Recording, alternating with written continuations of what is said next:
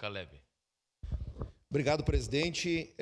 Começo falando, presidente, sobre a questão do transporte escolar com o presidente da Comissão de Educação. O vereador Iago informou agora pelo grupo do WhatsApp do interesse de fazer essa audiência pública. Então, lhe aguardo, vereador Iago, no meu gabinete para nós conversarmos, marcarmos uma data e convidarmos a todos os colegas vereadores que desejarem para vir aqui para esta casa, né, já que é o interesse de se fazer uma audiência pública, nós conversarmos sobre este assunto e, ao mesmo tempo, lembrar da importância daquilo que o vereador Adonei bem disse aqui. O vereador Adonei pouco fala, mas quando fala, agrega. E a fala dele me contempla. É, às vezes, marcar uma reunião com a secretária e deliberar sobre algum assunto, que às vezes está faltando a deliberação sobre determinado assunto. Vou dar um exemplo.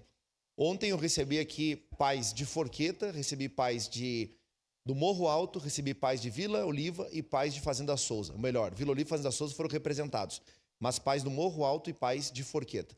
Essas 4 localidades, problemas com transporte que acontece na nossa cidade, o transporte escolar.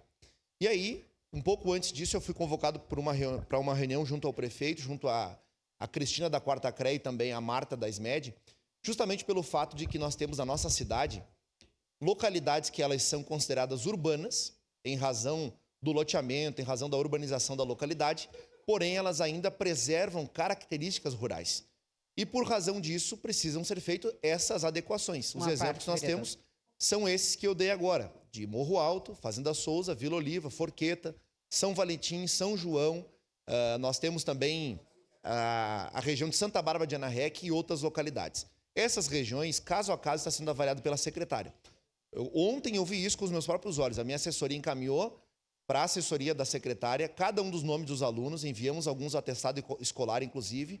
Quando chegaram na reunião, já tinha um levantamento de cada uma das famílias, sabendo onde cada um deles morava, sabendo qual era o itinerário que estava sendo feito e o porquê que existia essas inconsistências, caso a caso sendo avaliado. Inclusive, situação envolvendo crianças com autismo, que foi a frente parlamentar dos autistas, das pessoas com doenças raras, que também esteve presente pela assessora Cris Esteves, que é assessora do vereador Bortola, também trabalhando este assunto da questão desse transporte. Então, nós precisamos dar tempo para que as coisas se ajustem. Esse tempo é esta semana que está sendo feito o levantamento dessas localidades, inclusive com marcação georreferenciada pelo GeoCaxias.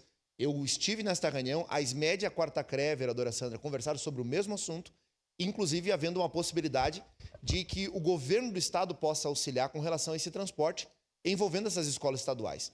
Porque do ponto de vista da LDB, nós sabemos, existe uma divisão, onde a educação infantil é competência do município, a educação do ensino médio competência do estado e a educação fundamental é uma competência dividida, compartilhada. Ontem foi inclusive bem dito pelas secretárias, não é um ajudar o outro, os dois são responsáveis pelo mesmo ensino que é o fundamental. Isso é constitucional, isso é lei, então é cumprimento de lei e com base neste cumprimento da lei é que é necessário fazer essa adequação caso a caso. Por que existem áreas onde são urbanizadas? Áreas são urbanizadas porque são áreas de especulação imobiliária. Por exemplo, região da linha 40. Regiões que antigamente eram consideradas rurais, hoje nós temos condomínios. E agora elas se tornam urbanas. E às vezes de lá até uma escola próxima passa de 3 quilômetros. Então são essas situações, caso a caso, que têm que ser avaliadas. E eu ontem marquei a reunião com a secretária Marta. Ontem vieram esses pais aqui para nós falarmos justamente sobre esse assunto. Então eu quero insistir com os colegas que procurem a secretária.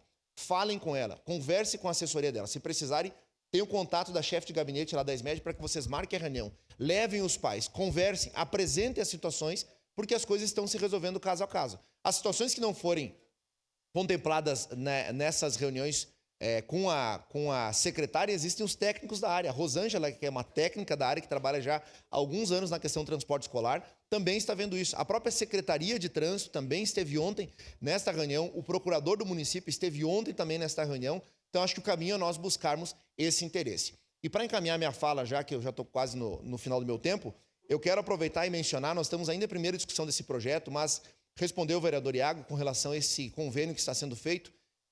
Para que fique claro, esse convênio foi protocolado nesta casa no mês de setembro. E este convênio trata única e exclusivamente com relação ao transporte escolar dos alunos de Nova Palmira, que é a região da nossa cidade, lá no limítrofe com Vale Real, e eles precisam estudar numa escola que fica dentro de Vale Real.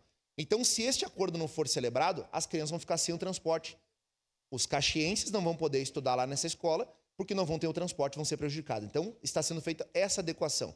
Essa é uma situação que vem de abril do ano passado, dito isso pelo jurídico lá da cidade de Vale Real, foi protocolado nesta casa no mês de março, apreciado pelas comissões e vem agora para a pauta este assunto. Então, apenas para que fique claro, o convênio trata exclusivamente desta questão do transporte escolar dos alunos de Nova Palmira que precisam estudar ali no Vale Real. Era isso, presidente. Muito obrigado.